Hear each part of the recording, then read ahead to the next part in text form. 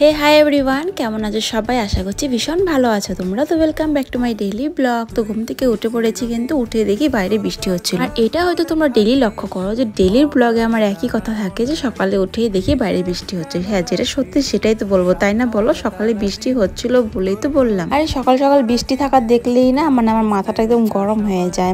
ভাবি যে কখন কাজগুলো শেষ করব, কিন্তু বৃষ্টি কিন্তু অনেকটা দেরি করে ফেলে, তার জন্য কিন্তু একটু লেট হয়ে গেছে আজকে। বলছে যে রুটি খাবে, তার জন্য বললো যে সবজি বানাতে। তো আমার তো ইচ্ছা নেই রুটি খাওয়ার। ওকে জিজ্ঞাসা করলাম যে কোলা রুটি খাবা না শুকনা রুটি? শুকনা রুটি খেলে কিন্তু গ্যাসের প্রবলেমটা বেশি হয়।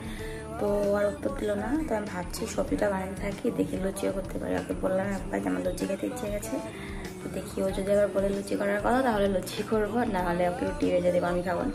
তো চলো সবজিটাকে বানাই, তারপরে তোমাদের সাথে দেখা। আজকে ঘুম থেকে উঠতে একটু দেরি হয়ে গেল, 4টার দিকে বাইরে গেছিলাম সকালবেলা দুপুরবেলা।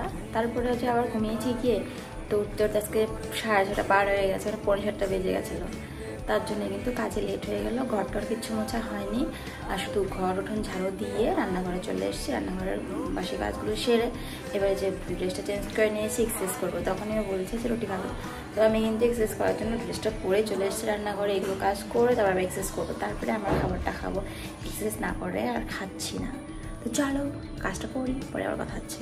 তো এদিকে দেখো সব সবজি কেটে সবজিটা কিন্তু বানানো হয়ে গেছে, আর এদিকে আমি তেল বসিয়ে দিয়েছি। আর এটুকু তেল দিয়ে কিন্তু আজকে লুচি ভাজবো। সত্যি যদি এমন হতো যতটুক তেলেই লুচি ভাজা যায় তাহলে আমি এতটুক তেলেই ভাজতাম, কারণ তেল খেতে বেশি ভালো লাগে না। কিন্তু হবে না যে, তার জন্য কিন্তু আমি পরে তেল ঢেলে নিয়েছি। অতটুক দেওয়ার কারণ কি জানো? তেলের প্যাকেটের থেকে তেলটা যখন ঢালি তখন বোতলটা কড়াইয়ের উপরে ধরে নিয়েছিলাম, তারপরে ওই তো অতটুক পড়েছে। এর আগে হয়তো একটা ব্লগে বলেছি যে আমি লুচি কিভাবে ভাজি, বড় বড় রুটির মতো করে গোল গোল করে বেলে নিই, তারপরে সেটাকে চাকু দিয়ে 4 টুকরা করি, তাহলে 4টা পুরি হয়ে যায়। বেলতে কষ্ট হলো না, আর টাইমটাও সেভ হয়ে গেল। তারপরে কিন্তু আমি ওর জন্য রেডি করে নিচ্ছি। এই দেখো লুচিটাও বেলে নিয়েছি, আর আজকে সর্ষের তেলে লুচি ভাজলাম, কারণ রিফাইন তেলটা অল্প ছিল, সেটা দিয়ে ভাজা হবে না। তার জন্য ভাবলাম যে আজকে সর্ষের তেল দিয়ে লুচিগুলো ভাজি, খেতেও কিন্তু দারুণ লেগেছে। খাওয়া দিয়ে চলে আসলাম, এবার আমি বিছানাটা ওঠাবো।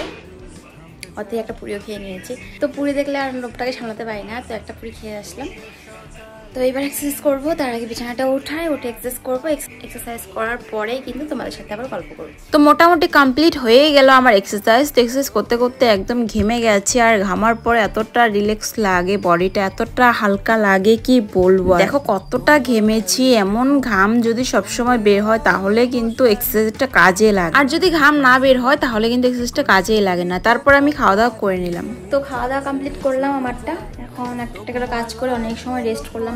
খাওয়া দাওয়া করার পরে কিন্তু মোবাইলের ভিতরে ঢুকে গেছিলাম, আর মোবাইলের ভিতরে ঢুকলে তো আমাকে কেউ খুঁজেই পায় না। আমি কোথায় যে হারিয়ে যাবি নিজেই জানি না। তো অনেক সময় হয়ে গেছে, বেজে গেছে 11:30। তো এখন কিন্তু অনেক কাজ করতে হবে, কাজের প্রেশারটা বেড়ে গেলো, যেহেতু টাইমটা অনেক হয়ে গেছে। তো অনেকগুলো কাজ অল্প সময় গ্রহণ করতে হবে। তো এখন আমি যাবো প্রথমে কতগুলো কাপড় ভিজাতে, কারণ আজকে রোদ উঠেছে। তো কতটা কাপড় ধোবো, সেই কাপড়গুলোকে ভিজে আসি, এসে বাকি কাজগুলো সারবো।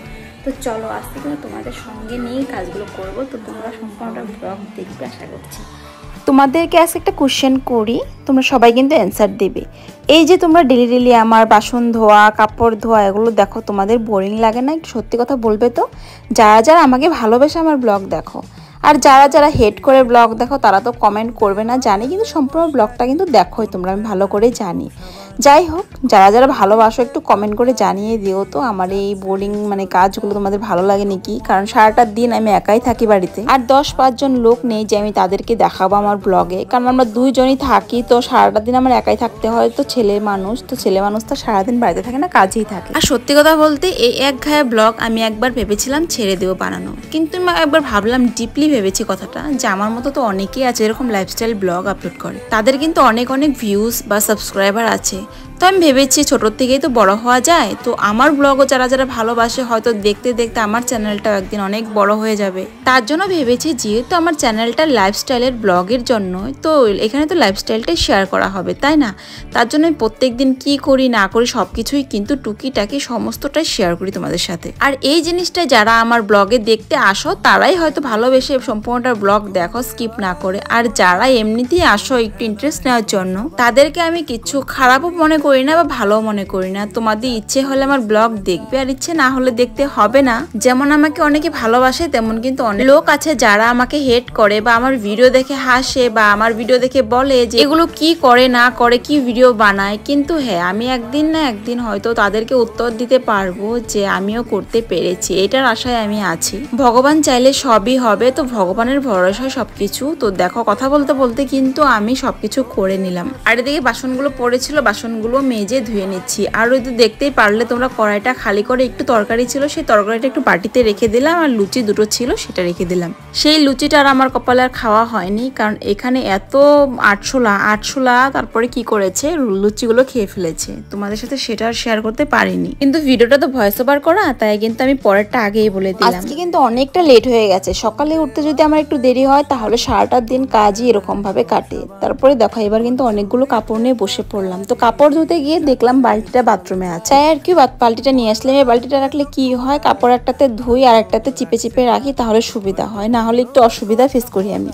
অনেক দিন হয়ে গেছে, ভেবেছি কাপড়গুলো যে কবে ধুয়ে ধুয়ে শেষ করতে পারবো। সেই শিলিগুড়ি নেওয়া কাপড়গুলো এখনো কিন্তু ধোয়া শেষ হয়নি, কারণ বৃষ্টির জন্য ধুতেই পারি না। আর একটু একটু বৃষ্টি থাকে, একটু একটু রোদ উঠে, এই রিক্সে কে কাপড় ধুবে বলো। তার জন্য সকালবেলা দেখলাম না আজকে দিনটা ভালো করেছে, তার জন্যই কিন্তু কাপড়গুলো ভিজানো। আর কাপড়গুলো ধুতে ধুতে কিন্তু আমার অনেকটা দেরিও হয়ে গেছিল। আজকে হয়তো শুকাবে না, কিন্তু কালকে রোদ্র উঠলে সুন্দর শুকিয়ে যাবে। ওই বৃষ্টির মধ্যে ধুয়ে কাপড়গুলো বন্ধ করার থেকে লাগে কয়েকদিন পরে ধুবো, সেটাই ভালো বেশি। তো সবগুলো কাপড়ই কিন্তু পরিষ্কার, শুধু মানে ট্রলিতে নিয়ে যাওয়া হয়েছিল বলে ধুয়ে দিচ্ছি। আর সাথে বেডশিটটাও ধুয়ে নিলাম। আর বেডশিটটা ধুয়ে দেখো আমার নাইটিটা পুরোটা ভিজে গেছে, মনে হচ্ছে যে স্নান করে এসছি, এতটা ভিজে গেছে। কাপড় ধুতে গেলে এমনটাই হয়, বেডশিট বিশেষ করে। বেডশিটটা কি করি আমি, কিন্তু কলপারে পেতে তারপরে ব্রাশ মেরে মেরে ধুই, তার জন্যই কিন্তু আমার নাইটিটা পুরোটা ভিজে গেছে। কাপড় ধোয়া কমপ্লিট হওয়ার পরে যে একটা মানসিক শান্তি পাই, সেই শান্তিটা আমি আর কারোর সাথে শেয়ার করতে পারবো না, কারণ ঘরে কাপড় জমা থাকার সময় যে টেনশনটা থাকে, সেই টেনশনটাও কারোর সাথে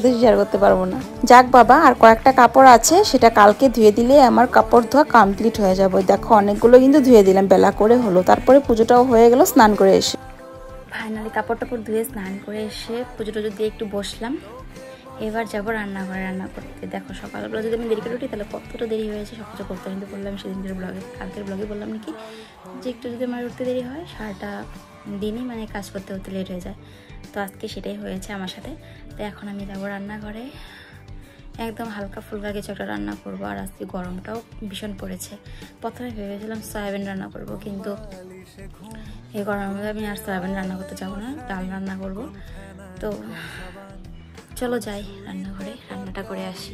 আজকে একদম সিম্পল রান্না করব, পটল ভাজবো আর মুসুরির ডাল রান্না করবো একদম পাতলা করে, এটা দিয়েই হয়ে যাবে। গরম পড়েছে তার মধ্যে, আর সয়াবিন খাওয়ার ইচ্ছে ছিল, যদিও ঘরে সয়াবিনের প্যাকেটটা শেষ হয়ে গেছে। তো মানে সবসময় তো খাওয়া হয় না, সেদিন যে এনেছিলাম সেটা শেষ হয়ে গেছে, কিন্তু আবার সয়াবিন আনতে গেলে আবারও দোকানে যেতে হবে আমার, ওই আর কি। তার জন্য কিন্তু ডাল আর পটল ভাজা রান্না করলাম। আর সকালের ওই সবজিটা ছিল, সেটা ও আর খাবে না, আমাকেই খেতে হবে, তার জন্য রেখে দিয়েছি যে ভাত দিয়ে আমি খেয়ে নেবো। এবারে কড়াইটা মাজলে আমার রান্নাঘরের কাজ কমপ্লিট হয়ে যাবে। আমি খাওয়া দাওয়া করে নেবো, কারণ ও আসতে হয়তো একটু দেরি হবে। তো আমার অনেকটা খিদে পেয়ে গেছে, সকালে তো লুচি খেয়ে রয়েছে। তো ভাতটা হলে ভাতটা কাপড়গুলো মোটামুটি শুকিয়ে গেছে, আর কয়েক ঘন্টা যদি রোদ্রে থাকে তাহলে সম্পূর্ণটাই শুকিয়ে যাবে মনে হচ্ছে। আর রোদটা দেখো এখনো কিন্তু কমেনি, তো একটু গিয়ে রেস্ট করি, পরে বিকেল হলে কাপড়গুলো তুলে নিব। আর দেখো কাপড় তোলা হয়ে গেছে, আর এইখানে কত যে কাপড় জমেছে এগুলো দেখে আমার তো মাথা ব্যথা হয়ে গেল, কখন যে ভাঁজ করবো। তারপরে দুঃখের বিষয়, তোমাদের সাথে আর গল্প করতে পারিনি, হঠাৎ করে সন্ধ্যার পর একটা রিলস করলাম, তারপরে একটা মানে কোনো একটা কারণে, সেই কারণটা এখন আর শেয়ার করছি না। তো সেই কারণে আর কি আমার মুডটা ভীষণই খারাপ হয়ে যায়। তারপরে আমি ভীষণ কান্না করি, কান্না করতে করতে চোখ ফুলিয়ে ফেলি। মিস্টারের সাথে কোনো ঝামেলা হয়নি, এটা অন্য একটা রিজন, তো সেটা আর আমি এখানে শেয়ার করতে পারলাম না। তারপরে আমার এতটা মাথা যন্ত্রণা করছিল, ঘুমই পাচ্ছিল না, তারপরে উঠে আবার বাম লাগিয়ে নিলাম। তো চলো আজকের ব্লগটা তোমাদের কেমন লাগলো কমেন্ট করে জানিয়ে দিও, যদি ভালো লেগে থাকে লাইক কমেন্ট শেয়ার করে দিও, আর পারলে এইভাবে পাশে থেকো আর আমাকে এইভাবে সাপোর্ট করো তোমরা। আর এই ভিডিওটা যদি কেউ ফেসবুক পেজে দেখে থাকো, পেজটিকে ফলো করে দিও। তো চলো দেখা হচ্ছে কালকে সকালে নতুন একটা ব্লগের সাথে। বাই।